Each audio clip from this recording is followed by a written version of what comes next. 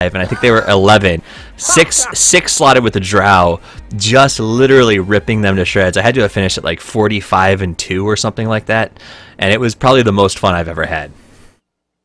Oh, like awesome. I would turn a corner. That reminds me of the Dota 1 days when you could just get away with stuff like that. Oh, like, it was so good. In Dota 1, you could also split up people's items when they left. So, at least for a long time, like way back in like a year ago, I think no, a year and a half ago they changed it so you can split up their items. Well, up until that point, like if you had a lever, you could legit 4-on-5. Sometimes having a lever was a notable advantage. Oh yeah, because sure. You'd get all their items, all their gold, and some feeder wouldn't be on your team. Yeah, I've even had games in the modern context where I just want somebody to leave to stop feeding. Yeah, I've had games where I've wanted to leave just to stop feeding, but that's much less common. Well, you can just go sit in the base. Yeah, I'm just gonna. Yeah, later, guys. Look at that Bane from last night. Yeah, that was rough. Good kids. And then they played Gyrocopter the next day and did not have too much in terms of success there either. Yeah, I got the spectators doesn't look. Anyway, I got a message from one of the who won the game? DC. It was DCD2. Yeah, he messaged me. It was the guy who played the Bat Rider on that one match that was really rough. And I said, "Hey, good game tonight." And he goes, "You know, you did a great cast, but I don't know why you didn't rip me apart more on that Bat Rider. I was terrible." And I was like, "I know." It's not in my nature.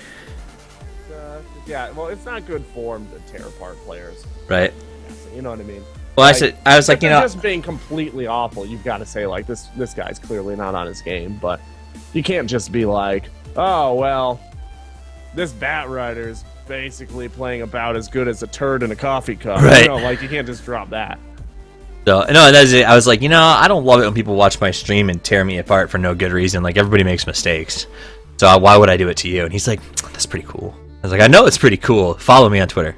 You are such a whore about that Twitter. I love it. Hey, listen, I am fully convinced that Dota is at a place where it can start to become somewhat of a business. Probably not full-time, but part-time. Even for the low-level, like, Tier 3 caster. I mean, you're probably, what, Tier 3? I'm Tier 6 right now. So, but... I wouldn't say necessarily, I wouldn't go that far, but I'm like, getting to Tier 3. You know what I mean? Like, I'll be there soon. No, I'm trying. I just need Cap to like get in contact with me and be like, hey man, you sound like a Tier 3 caster. Would you like to become one? And I'll be like, yes, skip 4. Yeah, I was really helped out quite a bit by the fact that people liked my Join Dota writing, because that is not casting at all, but it gave me a step up. It looks like this game is going, though. Thank goodness. So I'm going to leave the music running because it's so far so good. Oh, there's music running too? Well, yeah, I've had music the whole time we talked, but I keep it low and not obtrusive. What am I jamming out to right now? Is it the Club Kid music that Chicago Ted plays? No, wait, kind of. I stick to EDM because the Europeans like it. Right now, though, it's Crystallized by Lindsey Sterling. I don't know it, but I always, before I cast Chicago Ted, every single time I was like, man, all the Club Kids are coming to your Twitch. Yeah. He always plays that like semi dubstep trance. Yeah. Stuff. I rotate through. I do a lot of house, and then I move to EDM. I'll touch a dubstep and just some cheeky stuff like What the Fox Says that people giggle when it comes on. So, that said, though, it looks like this is actually underway. So, let's go quiet for a couple of seconds, and then I'll stop the music and we can actually do an intro for when I edit this up to YouTube. All right. I will pretend like we were not talking this entire time. We haven't been talking at all. Dead silence.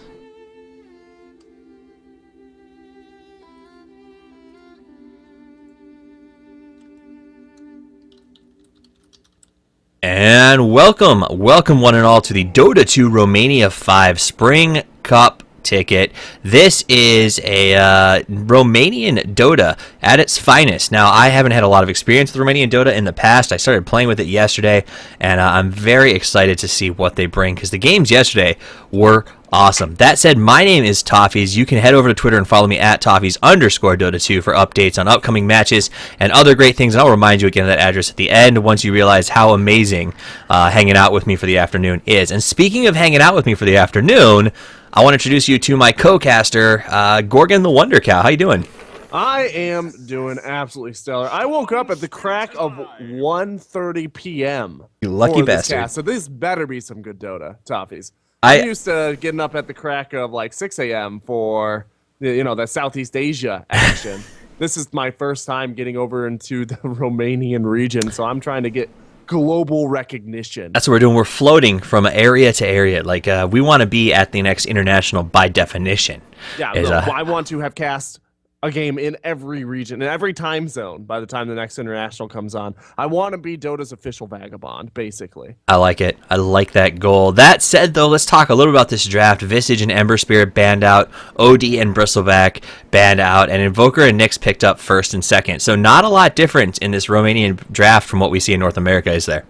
No, so far, so standard, it looks like. The Ember Spirit, a much more common ban these days than when he was first inserted into the meta. But more importantly, this is, I suspect, a more competitive level play, not really a professional level play. Mm-hmm. So Ember Spirit, much more common ban at that level play as well. Shadow Shaman is an interesting pick that you don't see as much. That does provide a lot of push, and it also provides much needed disable for Brain Muscle, which means they won't have to focus on that quite so much with their later picks. Yeah, a ridiculous amount of control. That Shadow Shaman able to synchronize his casts and do a lot of lockdown in one fight, especially if he can land those wards on top of a hero so that they can't get out. My favorite thing to do is really go in on a tower push and be able to ward somebody under a tower so that they get stuck, they get burnt down, and the wards can turn around and fight the tower no matter what happens after that. So yeah, Shadow Shaman is always super, super fun.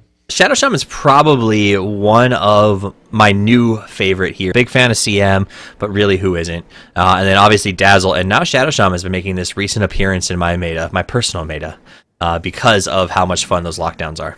Oh yeah, no, he's stellar. Shadow Shaman used to be one of my go-tos, but he's fallen off for me a little bit. But he's definitely a very, very strong pick in general. Now, it's worth noting here that Storm Spirit and Nyx Assassin together are going to be an extremely gank-oriented squad, and Shadow Shaman's very, very squishy and not very hard to gank. His reaction time, because Shackles and his Hex have not huge, but somewhat noticeable cast delays. Yeah, it's not Jakiro level. Yeah, it's not like Jakiro, but it is certainly... It is enough to allow a Storm Spirit to ball lightning in and also electric vortex you before you can react, unless you're absolutely stellar. So it's something that Brain Muscle is going to need to be worried about through the rest of their draft, because one Shadow Shaman is not enough squish to completely feed out for a gank style squad coming out of Natum Spes.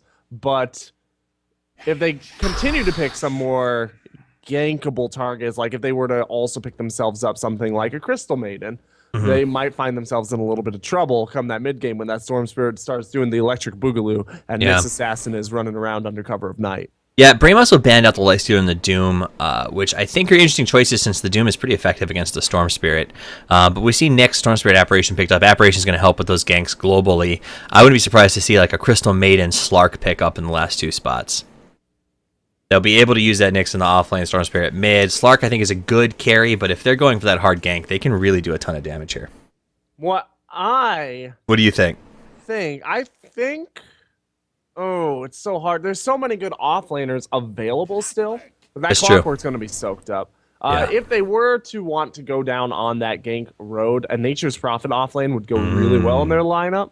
And then they would also be able to pick themselves up a farming carry. Throw that Nyx Assassin in as a support. I like what you're cooking. If they do throw that Nyx Assassin in the offlane, I would really like to see them pick up a VS, which will give them a little bit more late game potential. He can also rotate into a semi carry, but in the early game can be a support style for a tri-lane. Either of those I think would work out, but I think the Nature's Prophet would be very valuable, not only for the ganks and the global initiation along with that Ancient Apparition, but they really need some tower push. The VS would provide that with the Command Aura, but so would the Nature's Prophet with the Treants. So apparently I hit the wrong overlay on the draft. Now, it won't affect the draft. Everybody saw it just fine.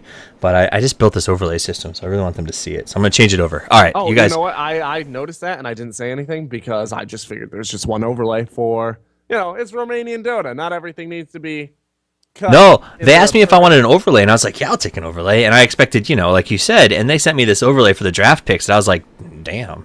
Now that's an overlay. So you guys will get to see it right after Weaver gets selected. Now, Weaver, offlane Weaver, or hard carry Weaver. Hard carry Weaver. Hard carry Weaver. So that's their hard carry. They do still have that option, and I like that they leave the option out there with the Knicks.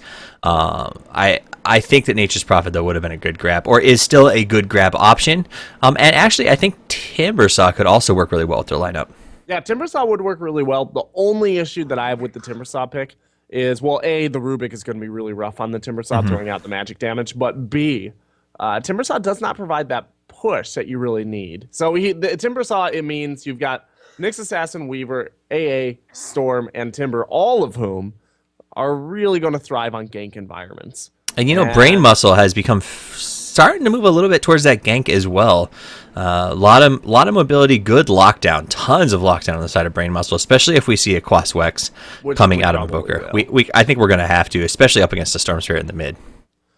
Yeah, I like Brain Muscle's lineup right now. They have some diversity. They do have the gank with the Invoker Clockwork, potentially throwing out that combination, coming in, throwing out that tornado, landing a hook shot on the heels of that tornado, along with the cogs, trapping somebody in and just bursting them down. But they've secured themselves a little bit of push. Invoker can get a little bit of Exhort and get those Forged Spirits up. The Shadow Shaman has the Mass Serpent Wards. Rubik is going to be able to steal any sort of push spells that Natum Spes has, which at the moment are none. None. Weaver will provide Natum Spes with some push. Weaver is a fairly effective slit pusher because of the sheer amount of DPS that Weaver can pump out. But I don't know that that's going to be enough for them to capitalize on engagements after they gank. So they might... Yeah, go ahead. I don't know that I love the Rubik pickup, to be honest with you. I don't think, looking at the opponent's lineup, that there's a ton of things besides maybe the Impale and a few other options that are, QW abilities that Rubik's going to really benefit from. A lot of Natum Spes is specialized spells that aren't going to benefit Rubik on the steal. I do love a Shikuchi on a Rubik, though. I will admit. I am partial to Rubik Shikuchi. It's just such a strong spell for Rubik, who's normally fairly squishy, to get away and also to initiate. Throw that Shikuchi on him, get him all the way to the opposite end of your opponents. Go ahead and throw up that telekinesis, push somebody away from you, Shikuchi back in towards your team. And there's not a lot that your opponents can do about it if you time it right. So they want me to tell you that your in-game chat is not on. My in-game chat should be on, but I might be getting the... Toffees, tell Wonder Cow we cannot hear him in-game. And it sounds like you are talking all alone. Okay, well, hopefully that's fixed. So keep us updated, guys. He just tried to fix it. I assume you you hit the off-on button because Dota hates life. Yeah, Dota hates casters. So for those of you who don't cast the puck is going to be picked up. Storm Spirit's now, this is my estimation. Storm Spirit, farming, carry, puck, mid, Weaver, off lane, Nyx Assassination, Apparition supports. Called it. Weaver off lane. Yeah, I think that's going to be the right lineup. I think that they wanted to put Puck up against that Invoker. They didn't like the Storm Spirit matchup, but I mean, they picked it. So interesting choice, I think. Maybe we'll see the Puck and the Storm Spirit switch once Puck hits 6 in that mid lane. Yeah, it's possible. They're going to see the Kunkka, though. So Kunkka and Invoker, either of those could end up mid. I expect Invoker will end up mid, but they might have picked the Kunkka just because they don't want to throw the Invoker up against the Puck. I don't know why they'd be really that scared of a Puck, quite honestly, on the Invoker. But if that's the case, that's the case. But like I was saying, there is a little bug in Dota where sometimes if you have open mic enabled, but you don't actually actively look at it, it doesn't convey your voice to the people around you. And because of that, Dota hates casters, and that might have been what was going on. So I have actively looked at it to collapse it into the waveform of functionality, and hopefully at this point in time they can hear me. So that was a very technical explanation for got cow don't cast good. So let's very technical. Hey, there is the obligatory pause, and we'll use that to jump into the lineups, introduce Dire, and then turn it over to you, Gorgon, to introduce the Radiant side. Like you're getting messages from the teams in game right now.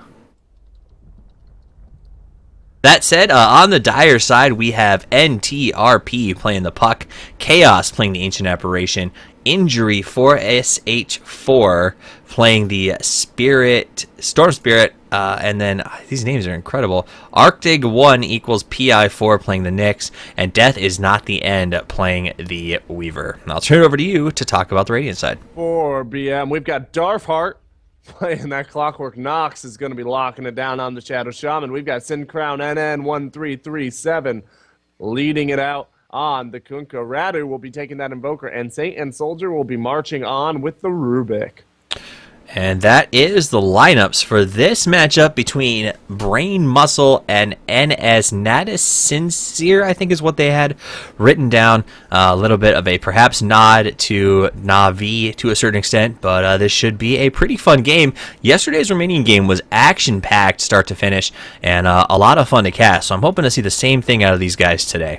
Well, like I said, got up at the crack of 1:30 p.m. to cast this game, and you can ask my girlfriend how hard it was to get me out of bed, so this better be stellar, Toffees. I came here for good Dota, just like our audience. I make no promises other than I will cover what they give me. That said, I do want to let you know that we are playing on the Romanian servers, so if you do get a little bit of jitter or lag, it's because myself and Gorgon are casting off of the East Coast, so that signal is going a long way before it gets to you guys.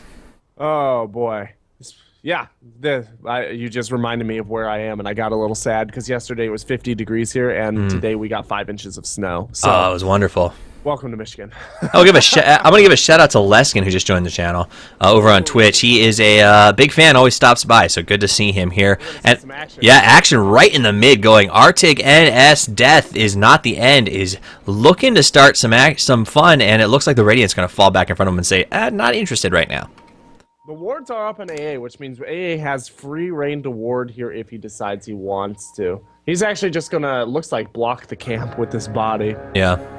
Just hug those trees. So there is actually a ward. I don't think that was how they meant to put the ward down. I think he tried to hand it to the Weaver, but Weaver had a full inventory, so it just kind of plopped itself down. So perhaps why Weaver was the one that had to place it there, I do not know. I'm going to go ahead and assume that Weaver was giving him a hard time on mobile, saying, no, put it here, and Chaos just got annoyed and was like, you do it. Yeah, that might very well be it. I can say it's happened before to me, so as support, everybody's got an opinion about the best place for a ward, and sometimes it's just frustrating, so you do it yourself, Weaver.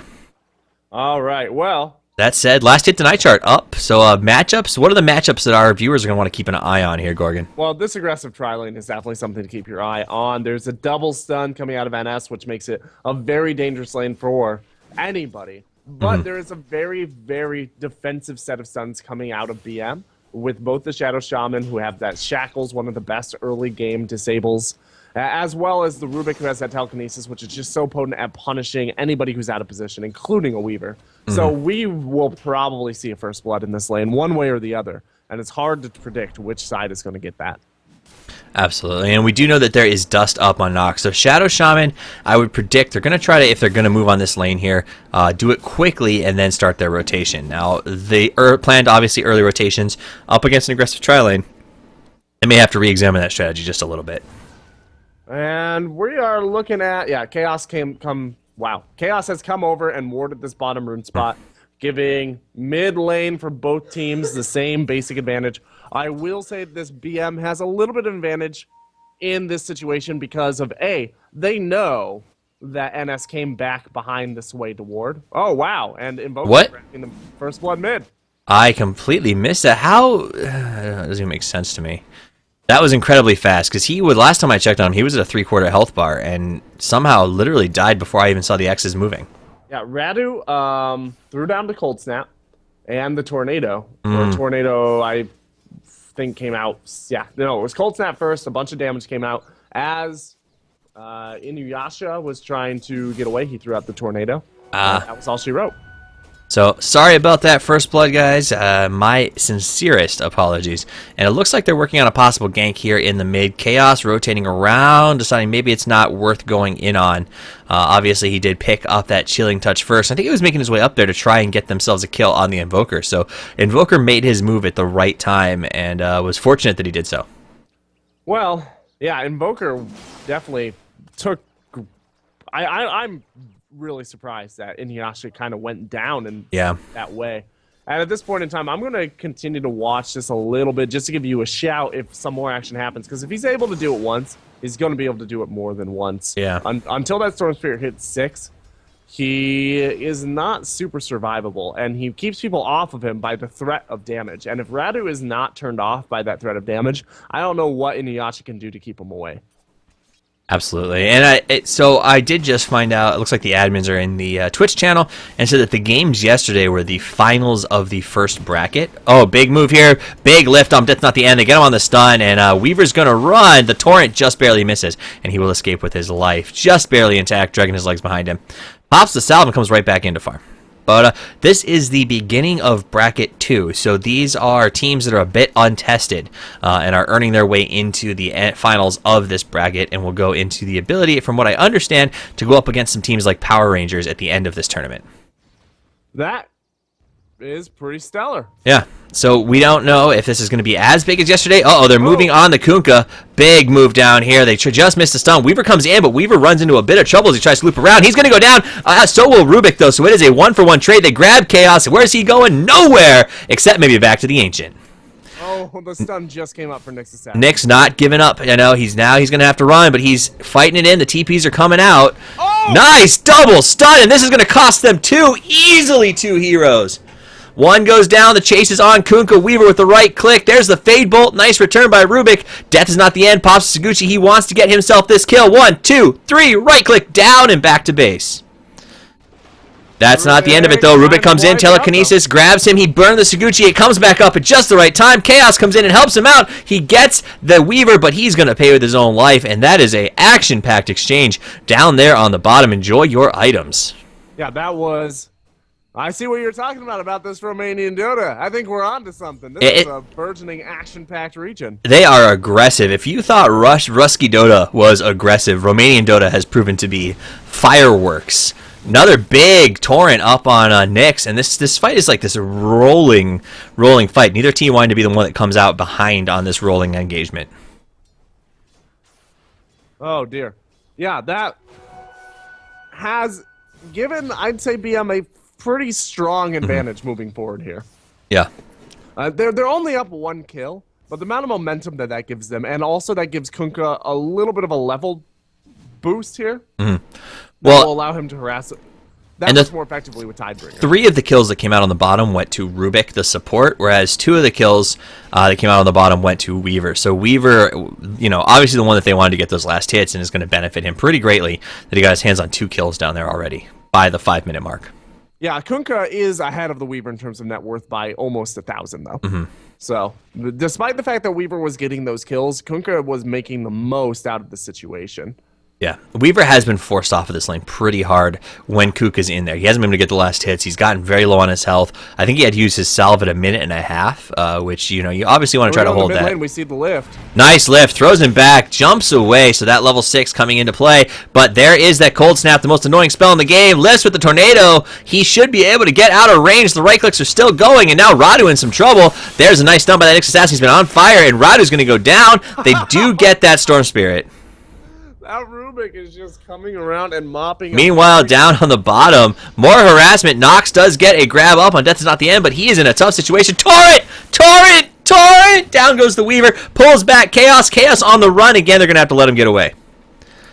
Saiyan Soldier needs to change his name to the Janitor, because he is just coming around and cleaning everything up. Low ground, Fade Bolt kill. That was extraordinary. And then the Shadow Shaman cleaning everything up down here while in Rubik's absence, stepping up and grabbing that with his little nuke. Clockwork does go down in the top. Clockwork goes down on the top lane, so we missed that while we were looking at the bottom. NTRP pushes that gank, and it looks like they're rotating in. This could be bad. Nope, Inuyasha does have the Invis rune. The support is leaving, so we are going to see Radu all by himself up here. And disengage. Yeah, this is a very atypical lull in this action. I'm even hesitant to... Here they go. They're going to go on Radu right now. He's coming in Invis. He's going to make his first move. There it is. There's the grab. Followed by the Nyx. Nyx stun coming out in just 3, 2, 1. Doesn't even need it. EMP goes off, and they finish him without ever using anything. Nope. Darf wanted to move on that. Yeah, but he was did. Really unable to get in on that Nyx. There's no way. Oh, down the bottom, we got another telekinesis chaos caught by the Shadow Shaman. He is getting low. Kunkka is on the chase, decides not to. Yes, he kills him by hitting the catapult and gets a nice range kill on the Ancient Apparition. So smart usage there of Kunkka with that Tidebringer. Yeah, Tidebringer is just such an obnoxious ability. It's not even a castable. It's a passive, so I'm hesitant to call it a spell. But as an ability slot, Tidebringer is one of the most obnoxious to lane against. We are looking at Death is Not the End. He does not have time lapse, nor does he have Shikuchi. And this looks like he could be finding out whether or not Death is in fact the end. He's hitting Rubik real hard, though. Rubik can control if he goes the wrong way. He will get hit by that Sakuchi. He is chasing hard, though. He gets right-clicked at the last second, and Death is Not the End gets a nice kill, and now is able to rotation spot. He does have Sakuchi up and time-lapse. He looks like he wants to fight Nox, though, so he gets a nice right-click. If Nox turns around, he'll use the time-lapse. Kuka comes in to chase him away, though. Says, get off of him. Nice turnaround. This is a brave Weaver, and it will pay off with that right-click. He's got time lapse too, and he's going to be able to juke with it right now. Nope, he doesn't even need to. He just Shikuchi's out. Wow. He Saguchi's out and turns right back around because Nyx is coming in with Vendetta up and running. We do see Clockwork miss the hook shot. Had it hit, he would have had himself a Weaver, but it does not connect, and the fight is still going. Kuka on the bottom, stunned by the Nyx, and he goes down too. This is just all out. Oh, Rubik steals the Impale, gets himself a telekinesis up on the Nyx. TP's coming in, but now Rubik getting very low. Nyx is grabbed. Rubik on the run, and Nox is going to have to disengage, or is he? Because Darf has just arrived. He grabs himself a Nyx Assassin, holds him in the cogs. 1, 2, 3, down he goes. Back to the Ancient, and Chaos is on the run. And, well, in the mid lane here. Oh, there they go again. Radu fighting head-to-head with Inuyasha. TP's coming in. Will Radu get him down in time? He will not. Kuka comes in, and we see Invoker drop Inuyasha on the run. Kuka should be able to finish the job here. He calls in a boat, misjudges the juke, and can he do this? I don't think he's got what it takes to stop him. He doesn't have the mana for a Torn. He's going to have to pull back. Wow. If he had not pulled back there, NTRP was rotating down in order to cut him off, and that would have been very bad news. Net worth is starting to slant a little bit in the way of NS. Kunkka no longer ahead of the Weaver. Weaver literally just passed him. So BM had a not, super sizable, but a notable advantage about 5 minutes ago. But they've been exchanging some pretty questionable deaths directly into Death is Not the End's coffers. Well, I'll tell you what, they started the team fight phase very early, and it has been a rolling gang fight since then. Uh-oh, Kunkka in some trouble here. Nyx comes out of Vendetta, gets it on him, puts him with the big stun, and then here comes Weaver. He's going to get him on the right click, hits him one more time, he should be down. Big Sakuchi chase, get him in range, one more throw, and that's a dead Kunkka. Weaver doesn't even stay turned around long enough for his attack animation to go off. That was the Dota equivalent of cool guys walking away from explosions. It was. He dropped the mic, for lack of a better definition, and destroyed that Kunkka, and that's exactly what I've been playing. So, big jump here by Storm Spirit. He wants to go on Radu. Radu turns around. EMP combo with that Tornado. Move in from Nox. He has just barely enough mana to run, but the Cold Snap's going to slow him down. Nox almost in range to get that chicken up. Will the chicken come? Rubik doesn't need to. Telekinesis chicken. That's a flying chicken! And now he's going to fly all the way back to the base. So they've got fried chicken for dinner right now. Tasty, tasty. And Rubik just adding on to the kills that he's been making happen. This player, so far, has basically made BM's early game. Oh my gosh, Rubik and Shadow Shaman together are a dream team support if this game is any indication.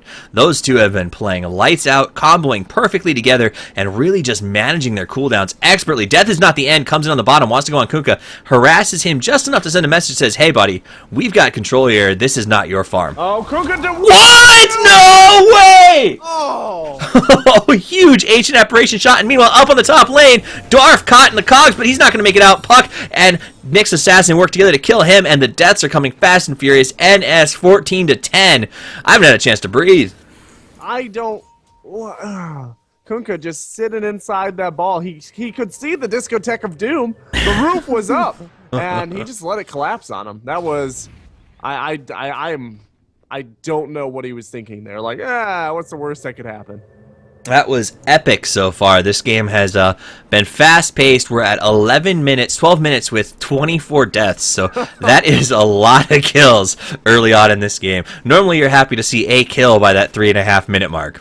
Oh, yeah. That's particularly in Western Dota. Yeah. You see a lot of this, like, we're going to see a lot of action after 4 minutes. And you're thinking, by a lot of action, you mean a kill a minute. Here comes the smoke gank. They're rotating up on top. It looks like he is Invis. Storm Spirit has an Invis rune, so we got two Invis staring at each other. Here comes the Ancient Apparition. Opens up, does get Radu, and gets Darf. So big move. NTRP jumps in. There's the Dream Coil. Rubik already getting very low. Nice jump from the Storm Spirit. The trap has been laid. They're doing great damage. Here comes the Cold Snap. Gets themselves a puck, and we're at a 1-for-1 right now. Chaos getting very low. Darf goes in, engages that. He's going to go down. Radu going to be the next one, and Nox both very, very low. One gets the Nyx Assassin, and he's going to make the chase. Meanwhile, they're going to decide Clockwork more valuable. Go for the chase down on him. He doesn't have any mana to get this Impale. Weaver, however, comes in, not planning on letting him get away. There's a nice defensive cog by Darf. Back around comes Radu, which may be a problem for him. Nice, beautiful tornado defensively. Suguchi follows it up. They're going to chase him into the tower. EMP, though, a good choice, and he time-lapses himself out of that EMP. So that fight was well executed. Basically, what I want to say, it was a great ambush set up by NS there. Let's take a look at what NS is really getting out of this at the moment, though. They are getting a lead. It's notable. It's about 3,300 gold, about 4,300 experience. But in terms of their ability to do objective-based Dota after these ganks, they are completely unable to do significant tower damage. The only tower that's really been significantly... Well, I guess bottom and top have been about equally damaged, and that's just because those towers were left alone in lane. After the team fights, after the ganks that NS has been initiating, there's really been no ability to move on that tower. And we saw the entire team banging away at this mid tower after that last gank attempt, and they were basically doing no damage to it. Yeah, and it's pretty common right now to consider that a team wipe or a gank really needs to be converted into a tower, especially by that 11-minute mark. Though it is worth saying BM for themselves haven't gotten any damage on any of the towers either. So both teams sitting in the same spot. It looks like BM just had a meeting and said, you know what, let's just team fight this shit and start pushing some towers. Yeah, the thing with BM is they haven't really been getting the team wipes in their favor in order to be able to push down the towers. They certainly are able to do so. They just There's have not. The ulti from Ancient Apparition, big one. He hits 3 with that. Radu getting low, huge jump on the puck. Dream Coil, right click. Radu going to go down. Boom! Here comes a giant boat that just smokes, and now we're down 2. Nyx Assassin in some trouble. Puck goes down. Big fight right in the mid. Storm Spirit's on the run. Big chase over on Chaos. Chaos is going to get jumped backwards. X marks the spot of his death. Nyx Assassin, though, wants to get himself a Kunkka. Storm Spirit finishes the job. Nyx Assassin on the run, and Storm Spirit's going to jump away. So they do end up getting that Nyx out of there. No, Storm Spirit's backing on the engagement. Got Darf on the leash, and Darf's in some big trouble here. He doesn't have the cogs available. He will go down to the right click. That is a pain, and they only managed to get the tower down to about where their own towers are. They also lose the tower top during that. Yeah, Weaver does a great job, but Nox comes in, bakes the sheep, makes the grab. TP coming in, but it's just too slow. Death is not the end, is going to be able to get out of there. No, he time-lapses back into an EMP tornado. No mana now to run, and he is burned down. So time-lapse, had he not used that, he may have been able to escape. Yeah, no, as it turns out, time-lapse is a very strong skill, but it does put you back in time to where you were. And if you were in a really bad situation, it might not always be the wisest of moves to go back to that situation. That was a perfect case of just walk. Yeah. Sometimes it's just better to walk. Sometimes it's better to slow walk away from an engagement. Yeah. Drop the mic, say, I got the kill, got the tower, and just leave. But, you know, in those chaotic moments, it's easy to hit the button you don't mean to hit. Yeah. And, you know, that is the difference between the pros and the rest of us, is when they hit the wrong button, they somehow can pretend that they meant to. So it's sort of like when I say the wrong thing. Right. I just turn it into a Nazi reference and roll with it. It's all right. That was pretty entertaining. So we haven't done any good historical references. We will work on that for those of you viewers who came today to see historical Dota. Nyx Assassin looking at Nox. Big move on the Vendetta. Follow-up stun, and Nox just going to get hit on a really easy gank. Down the bottom, however, Satan Soldier is caught by the Torrent, followed with the boat. Big pull on the telekinesis. He actually telekinesis him out of the boat. I am 90% positive. That probably would have been a great play for them. We've got Shikuchi versus Shikuchi down here. Uh-oh, there it is. Sin Crown goes down. Big jump by the Clockwork. Death is not the end, goes down. Big chase, and they get the Rubik, and that is a 3-for-1. They did lose that Weaver early on, and the chase is still going. Trying to TP out. Gets him in the tornado at the last second. Inuyasha is going to die. All right, 3-for-2, including both of the farmers coming out of NS. Not the worst trades in the world for BM, considering they're already behind. That's going to more or less even out, though they are starting to lose significant. Over the last 4 minutes or so, they've lost a solid 5,000 gold lead. Yeah, it's a huge drop-off. NS taking some control here. And I want to say, though, Invoker has been on fire with those tornadoes this entire matchup. Oh, yeah. Well, Tornado is just such a potent skill. It's really the reason why we see. Here's the engagement. Ancient Apparition sets it off, followed in by the Nyx Assassin. He wants Radu. He hasn't even used his stun yet. Oh, I'm sorry, he did. He just finished him off. Darf in a bad position. They do throw down the wards out of desperation, and they're going to get the Nyx with the ward. I'm sorry, the Weaver with the wards, but they also get the Clockwork. Nyx and Puck both being thrown into range of wards, so clever play by Rubik trying to steal some telekinesis here. He does get Dream Coiled, uses the phase shift. That's not going to be that big of a help for him, and he will go down. So that is a 4 for 1, and that's not what they were hoping to have happen on that engagement. Yeah, and now they're going to farm up these wards as well. That's going to be a solid 600 gold or something like that, 500 gold. I'm not exactly sure of the number. But, it's a good amount. The real key is that they force Shadow Shaman to use his wards, have them on cooldown outside of range of the tower. Yeah, by the time Shadow Shaman really gets into range of that tower, it's going to be off cooldown again, though. There is a tower denied. His team is not in any position to mount a push here for the next 60 seconds. Storm Spirit should be able to pull this off. TP's coming out. He jumps in instead of out. Throws down the boat. Get out of it. Great play by Storm Spirit. Going against Preconception, but he's caught in the tornado. EMP's about to go off. No escape now. Inuyasha's got to run the old-fashioned way, and that's not going to save him. So the power of the EMP and the Cold Snap Tornado up against that Storm Spirit is incredibly effective. Yeah, and Tornado is just such a long-range spell. You can initiate with that or catch somebody with that from, what, like 1,200, 1,300 range, something? It's very, very ridiculous. It's comparable in the early game to a Clockwork Hookshot, except you can wrap up an entire team. Oh, they find themselves the Nyx Assassin. He's in a bad spot. EMP comes out. He puts up a really nice defensive impale. Jumps in. Big Dream Coil. Radu getting low. Down he goes. And now they got Clockwork. He's stuck in the cogs with his opponent. And that is 4 down. 4 down, and Darf in a seriously bad situation right now. And that is a team wipe for NS. And they'll be able to convert this into an easy tower push right up that mid lane.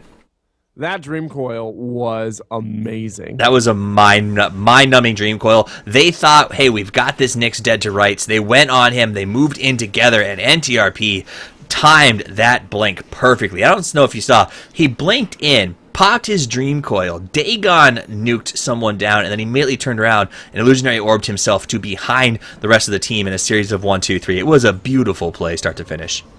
Yeah, that Dream Coil hit, what, 4 heroes? Yeah. That Dream Coil by itself, after Magic Resist, it did almost 500 damage across the team. Ancient Apparition. Essentially a 100 damage nuke to every hero. So big EMP there. They should be able. No, Weaver gets himself out of it. Puck with the phase shift to dodge that EMP. Perfectly timed. That's a hard one to time because phase shift not lasting very long. You really got to be right on to dodge that EMP. Yeah, phase shift. It's. I guess it's up to 3 seconds now. Yeah, it's pretty. There's some leeway with it at this stage in the game, but it is a very high skill cap move because every time you phase shift, you get yourself into the potential situation of having your opponents wait around you. And obviously, he does have the blink dagger, so he can blink immediately out of the phase shift. But there is going to be the potential for some AoE damage keeping him from getting away. Mm-hmm. So, I mean, this game right now is well past that point of hard return, well past 12,000 gold now to the advantage of NS, and that's not great for BM. The items on NS are as followed. Orchid up on the Storm Spirit, Dagon 2, which I think is about to become a 3, Blink Dagger and a Perseverance up on the Puck. Ancient Apparition is starting to work on. It looks like he's going to go ahead and get his Ags. We have the Dagon 3 up on the Nyx Assassin, and it looks like we might be getting a BKB up on the Weaver. So that's a big pickup compared to the fact that right now all we have on the side of BM is a Force Staff and a Shadow Blade. Yeah, they're having a little bit of trouble. The one thing they have going for them is that NS seems to be building for a more early game style strategy. They've got their Weaver built the drums. They've got multiple Dagons coming out. That's not really going to help them too much at like a 55-minute level. Kunkka Invoker. But honestly, that's a long way away. I'm having trouble envisioning BM making it to the point where they're relevant again, and those Dagons start to fall off. You know what I mean? I do know what you mean.